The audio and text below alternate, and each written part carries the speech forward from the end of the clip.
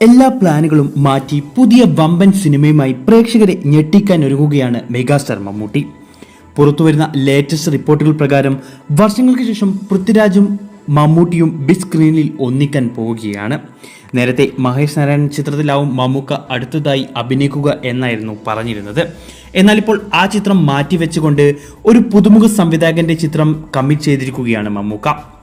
പോക്കിരി രാജയിൽ ചേട്ടനും അനിയനുമായി തകർത്താടിയ കോംബോ വീണ്ടും ബിഗ് സ്ക്രീനിൽ എത്തുമ്പോൾ ഒരാൾ ഹീറോയും മറ്റൊരാൾ വില്ലനുമാകും. മിക്കവാറും പൃഥ്വിരാജിന്റെ വില്ലനായിട്ടാവും മമ്മൂക്ക ഈ ചിത്രത്തിലെത്തുക. ഈ മാസം അവസാനത്തോടെ ഷൂട്ടിംഗ് ആരംഭിക്കാനിരിക്കുന്ന സിനിമയുടെ ഒഫീഷ്യൽ അനൗൺസ്മെന്റും വരും ദിവസങ്ങളിൽ ഉണ്ടാവും. അതിനുശേഷമാവും ആ പുതുമുഖ സംവിധായകൻ ആരെന്ന് പ്രേക്ഷകർ അറിയുക. എന്തുതന്നെയായാലും പുതിയ പരീക്ഷണങ്ങൾ തേടി പോകുന്ന മമ്മൂക്കയുടെ മറ്റൊരു കിടിലൻ കഥാപാത്രമാകും ഈ ചിത്രത്തിൽ എന്നതാണ് കാത്തിരിക്കാം ആ കിടിലൻ സിനിമയുടെ വമ്പൻ അപ്ഡേറ്റിനായി. മമ്മൂക്കയും പൃഥ്വിരാജും വർഷങ്ങൾക്ക് ശേഷം ഒന്നിക്കുന്ന ഈ സിനിമയെക്കുറിച്ചുള്ള നിങ്ങളുടെ അഭിപ്രായം കമന്റ് ചെയ്യൂ.